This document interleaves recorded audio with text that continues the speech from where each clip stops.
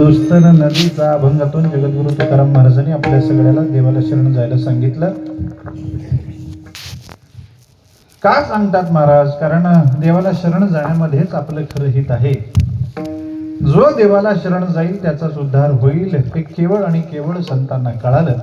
आणि म्हणून संत महात्म्यांनी आपल्याला वारंवार अतिशय प्रेमानं सांगितलं, निस्वार्थी प्रेमानं सांगितलं, बाबांनो देवाला शरण जा, देवाला शरण जा, देवाला शरण जा. ज्यावेळी संतांनी सांगितलं त्यावेळी काही जणांनी विचारलं, महाराज का म्हणून देवाला शरण जायचं, काही कारण सांगाल का? नाही.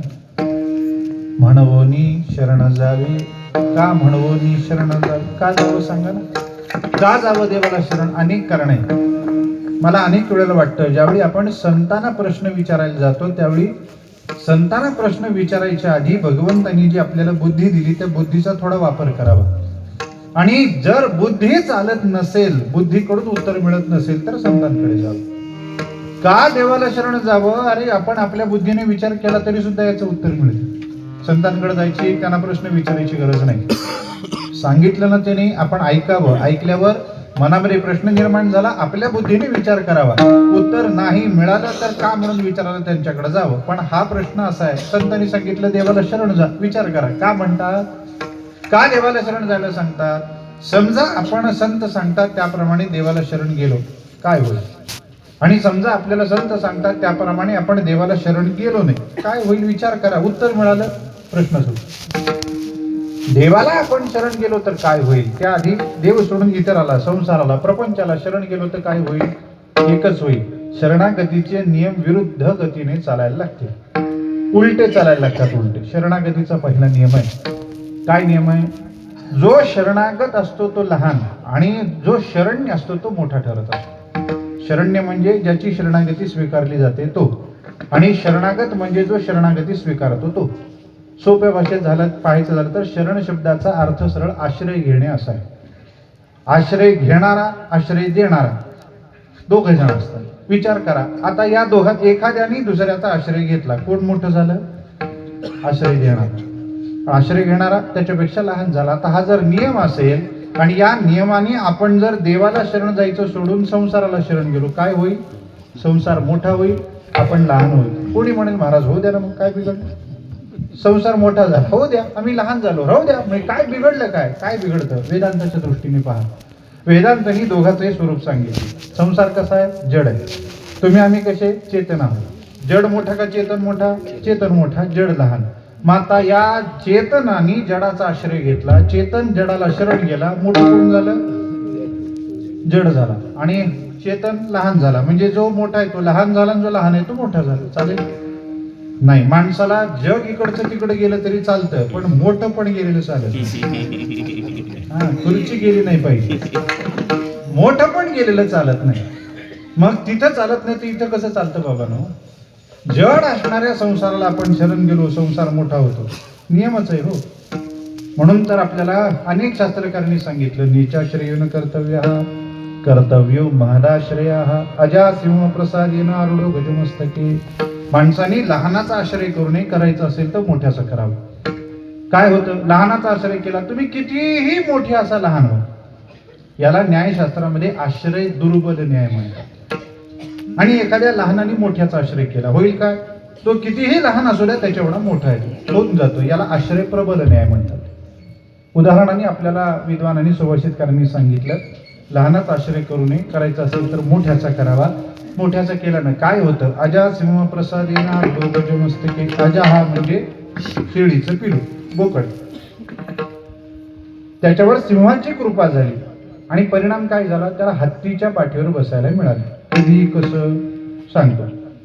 झालं काय? आपलं जसं गाव मोघा गाव. आता हे मोघा गाव म्हणजे खरं तर आमच्या फार मनाच्या जवळचं गाव आहे. विषय निघाला म्हणून सांगतो.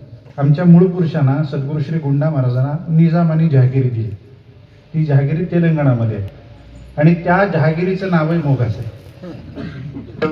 त्याच्यामुळं मोघा म्हटलं की आमच्या डोळ्यासमोर आमची जहागिरी येते.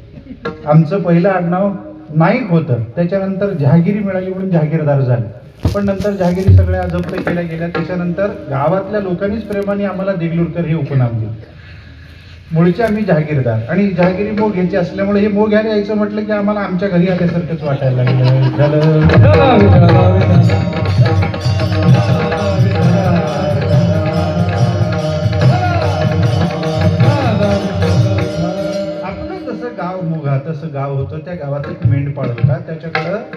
400 शेळ्या होत्या. रोज एका ठिकाणी घेऊन जाऊन त्या चारून आणायचा. पण त्याच्या लक्षात आलं आता उन्हाळा आला, सगळीकडचा हिरवा चारा संपला. मग काय आता एका दिशेला होतं जंगल, त्या जंगलात न्यावं लागणार. मग आता काय करा, जंगलात न्यायचं म्हटल्यावर त्यांनी जंगलाचा अभ्यास केला. म्हणजे जंगल आहे शेवटी, तिथं वाघ सिंह असणार, आपण शेळ्या आत नेल्या, वाघ सिंह आला, खाऊन टाकलं तर नुकसान होईल. मग काय करा, वाघ सिंह कधी येतात कधी तिथं येत नाहीत हे बघायचं आणि त्या वेळेत नेऊन चारून आणायचं. अभ्यास केला त्याने. त्याला लक्षात आलं वाघ सिंह दिवसा उन्हाच्या वेळी बाहेर पडत नाही, रात्री मात्र घरातून बाहेर पडतात. बस मग त्याने ठरवलं दिवसा सूर्य आहे तोपर्यंत आत घेऊन जायचं, सगळ्याला खाऊ घालायचं, बाहेर आणायचं. एका दिवशी त्यांनी धाडस करून सूर्योदयाला सगळ्या शेळ्या आत घातल्या. सूर्यास्त व्हायच्यात सगळ्या बाहेर आणल्या. मोजायला लागलं म्हणून बघू तरी किती आहेत शेळ्या. 400 नेल्या, 400 भरल्या. आणि पिलं नेली होती आत किती, 50. मोजायला लागला 1 2 3 4 5 मोजत 49 वर थांबलो. अरे म्हणे एक पिलो आत राहील, आता काय करायचं आतून जाऊन आणायचं का विचार करायला लागला. आत आणायला आपण पिलू गेलो, समजा अंधार पडला आणि एखादा वाघ सिंह भेटला, झालं म्हणे पिलू तिकडच आपण तिकडच. ते काही खरं नाही. मग काय करा बाबा, विचार करायला लागला. खरं तर अशा वेळी आपण काय करतो, जे आपल्या हाताला लागत नाही ते सोडून देत नाही, तो देवाला देतो. देवाला देतो. महाराज जुनी कीर्तनकार मंडळी सांगायची, विशेषतः आमचे महाराज म्हणायचे पितृचरण, बाई कधीच चांगलं दूध देवाला देत नाही. उतू केलं ते कृष्णा उतू गेलेलं, आता ते खाली पडलेलं. महाराज म्हणायचे बाई तुझं ते उतू गेलेलं दूध तू देवाला अर्पण केलं का, देवाने येऊन चाटायचं. अरे चांगलं द्या ना, हे कुठे देवाला देतात. जे आपल्या कामाला येत नाही ते देवाला द्यायचं एक ठिकाण. आणि दुसरं महाराज लोक नाही महाराज हे लेकरू काय आमच्या कामाचं नाही, द्या तुम्ही. तुमच्या कामाचं नाही बाबा, ते आमच्या कामाचं कसं असेल. लोकाला वाटतं प्रपंचापेक्षा परमार्थ सोपा आहे, प्रपंचापेक्षा अनंतपट परमार्थ कठीण आहे. आपल्या संतांनी तो सोपा केलाय. विठ्ठल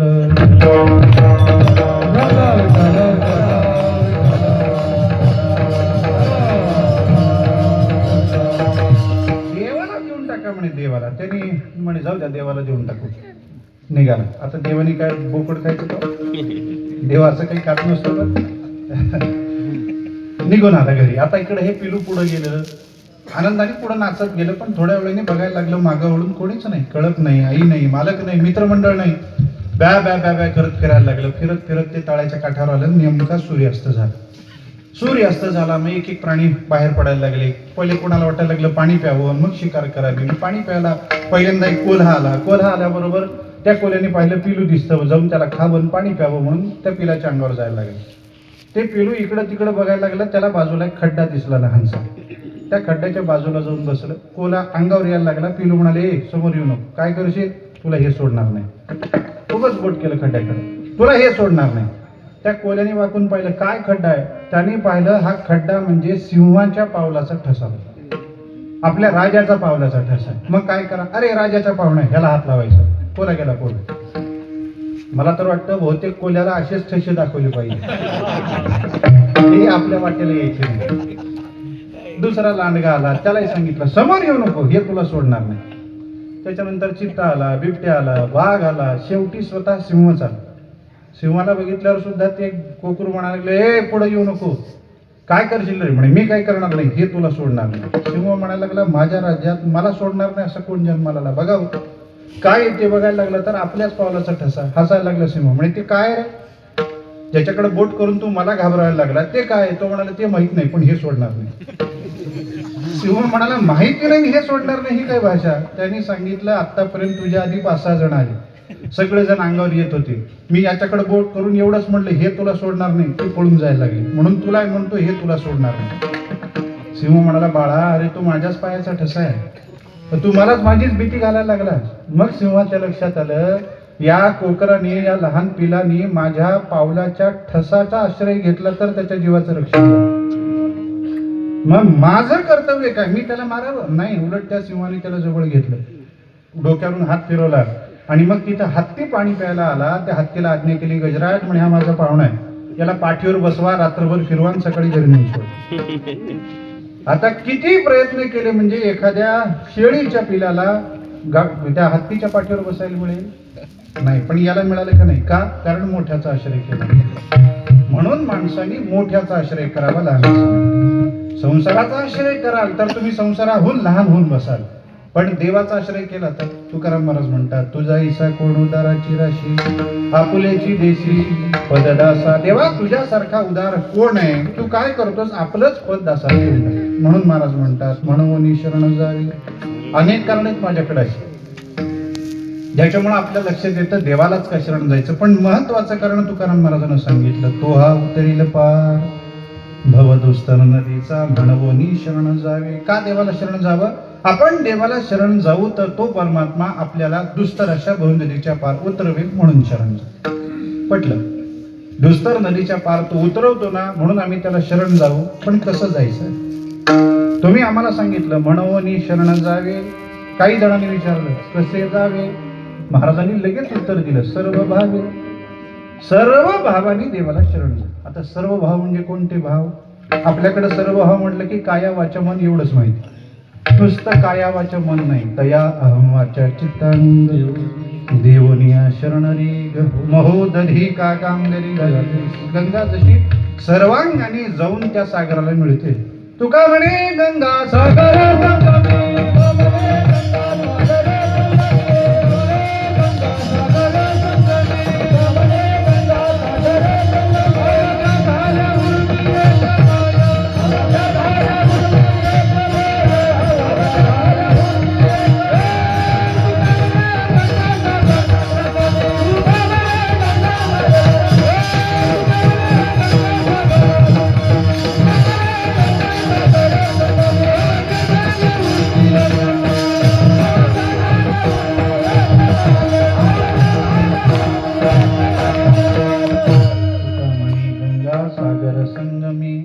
तुका म्हणी गंगा सागर संगमी, अवघ्या झाल्या उर्मी एकमय. तसं एकमय होऊन देवाला शरण गेलं पाहिजे. कायेनही शरण जायचं, वाचेनही शरण जायचं, मनानही शरण जायचं. आपला अहंकार तो सुद्धा बाजूला ठेवायचा नाही, तो सुद्धा देवाच्या चरणी समर्पित करायचा. अशा पद्धतीनं देवाला शरण जायचं. त्या कोणत्या? आमच्याकडे काय कमी देव आहेत का हो? किती देव सांगितले? 33 कोटी. आपला समाज एवढा भोळा आहे बघा, थोडा सुद्धा विचार करत नाही. अनेकाला वाटतं खरंच आपल्या धर्मग्रंथांनी धर्मशास्त्रांनी 33 कोटी देव सांगितले. लगेच लोक म्हणतात आमच्याकडे 33 कोटी देव आहेत. अरे 33 कोटी म्हणजे आपण मोजत बसलो 1 2 3 4 तर 33 कोटी होत नाही बाबा. का वाटतं लोकांना असं 33 कोटी म्हटल्यावर संख्येनं 33 कोटी असते? त्याचं कारण कोटी हा शब्द आहे. कोटी हा शब्द घोटाळा करत. का बरं? कारण आपण कोटी शब्द घोटाळ्याचाच ऐकलं. इतक्या कोटीचा घोटाळा, कोटी म्हणजे 33 कोटी. इथं कोटी शब्द संख्यावाचक नाही, प्रकारवाचक आहे. 33 प्रकारचे देव आहेत. त्याची यादी भागवतात आहे. 12 आदित्य आहेत, 11 रुद्र आहेत, 8 वसु आणि इंद्र प्रजापती. झाले 33 प्रकारचे देव. आता 33 प्रकार म्हणजे कमी झाली का? शरण ज्याला जायचंय तो एक असावा. एको देवा हा शिवोवा केशवोवा. एक कोणता तरी देव सांगा. शिव तरी सांगा, केशव तरी सांगा. महाराज म्हणाले नाव सांगत नाही बाबा, लक्षण सांगतो. बहु आहे करुणावंत, अनंत हे नामजा, तो हा उतरील पार. जो स्वभावाने अतिशय करुणावंत आहे, नावाने आणि नावाप्रमाणे स्वरूपाने अनंत आहे, त्याला शरण. अनंत म्हणते माझ्या स्वामी ते, अनंत गुण त्या ते म्हणून या. माझ्या पांडुरंगाला तुकाराम नामदेवराय म्हणतात, अनंत म्हणतात. का? कारण अनंत गुण त्याच्या ठिकाणी आहेत म्हणून. एक बरं, त्याला अनंत का म्हणायचं? जगद्गुरु शंकराचार्याने विचारा. नित्यत्वात, सर्वगतत्वात, देश काल परिच्छेदा भावा अनंत. त्याला अनंत का म्हणायचं? तो नित्य आहे म्हणून, तो सर्वगत आहे म्हणून. देश काल परिच्छेदाचा अभाव. सगळे वेदांतातल्या संकल्पना आहेत, सगळे सांगत बसत नाही. म्हणून त्याला, म्हणजेच तो व्यापक आहे म्हणून त्याला अनंत म्हणतात. कुठं जाऊन पूर्ण होतं लक्षण? पांडुरंगापाशी. करुणावंत कोण? तोच. ऐसी कृपावंत कोण? माझ्या विठाई वाचून. करुणावंत हेही लक्षण त्याच्या ठिकाणी जातं. अनंत हे नाव, अनंत स्वरूप त्याच्या ठिकाणी जुळतं. आणि म्हणून महाराज म्हणतात या लक्षणाने युक्त असणाऱ्या देवाला शरण जा. या त्याला शरण जाल तर होईल काय? तो हा उतरील पार भवदुस्तर नदीचा. तरी पण एकाने शंका घेतली म्हणे, महाराज तुम्ही म्हणता तसं, तुम्ही म्हणता त्या देवाला, तुम्ही म्हणता ते मिळावं म्हणून आम्ही शरण गेलो. आणि त्या देवाने आमचा स्वीकारच केला नाही तर महाराज म्हणाले असं होणार नाही. कशावरून म्हणता महाराज? त्याला उत्तर महाराज देतात शेवट.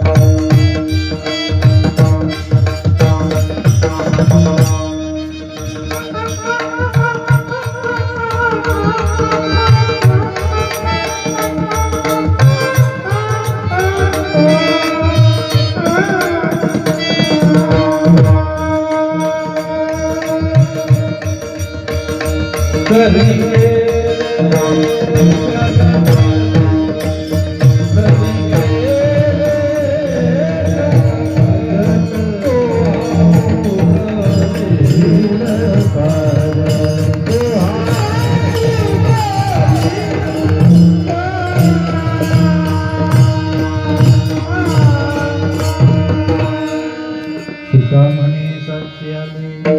तुका म्हणे साक्षी आले तरी केले प्रगट तो हा उतरील पार दुस्तर नदीचा.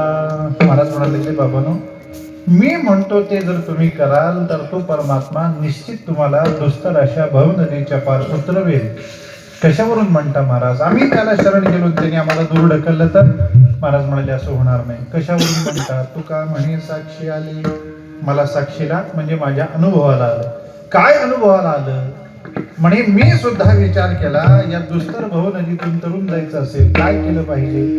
एकच उपाय लक्षात आला, तो म्हणजे भगवंताची शरणागती. देवाला शरण जाऊ तरच या दुस्तर नदीतून आपण पार जाऊ, हा विचार मनात आला. मग आता देवाला शरण जायचंय, कसं गेलं पाहिजे? सर्व भावाने काया मनाने देवाला शरण गेलं पाहिजे.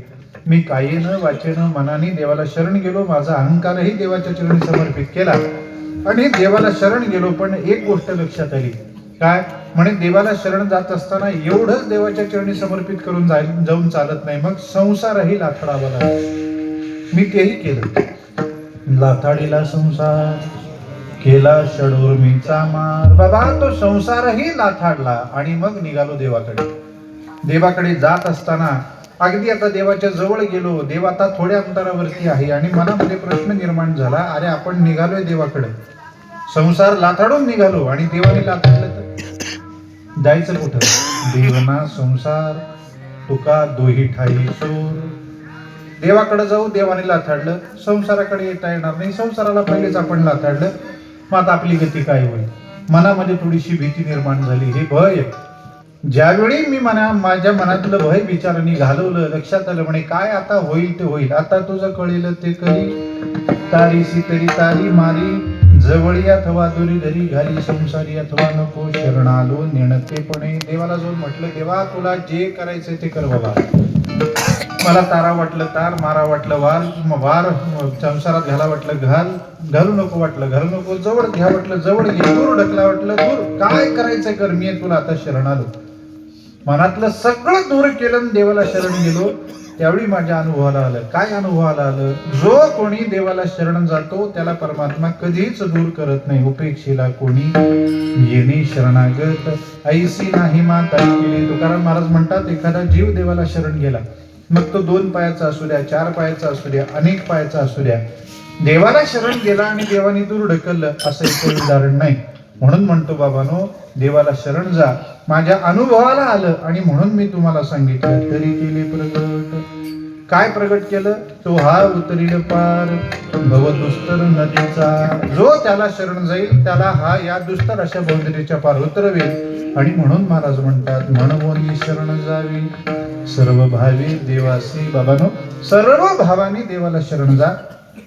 शरण जाल तर तो परमात्मा तुम्हाला दुस्तर अशा भवनदीच्या पार उतरवेल. ज्याला या दुस्तर भवनदीच्या पार उतरून जायचं आहे त्यांनी सद्गुरू तुकाराम महाराजांनी सांगितल्याप्रमाणे सर्व भावाने देवाला शरण जावं आणि आपलं जीवन कृतार्थ करून घ्यावं. यथामती झालेली सेवा पंढरीश परमात्म्याच्या चरणी, अवघी ज्ञानोबा तुकोबर यांच्या चरणी, सद्गुरू मुन्ना महाराजांच्या, वैकुंठवासी महाराजांच्या चरणी अर्पण करतो. अतिशय प्रेमानं, श्रद्धेनं, निष्ठेनं, जोमानं आपण गेल्या 15 वर्षापासून इथं हा सप्ताह करत आहात. यावर्षी मला आपण सगळ्यांनी इथं सेवेसाठी बोलवलं.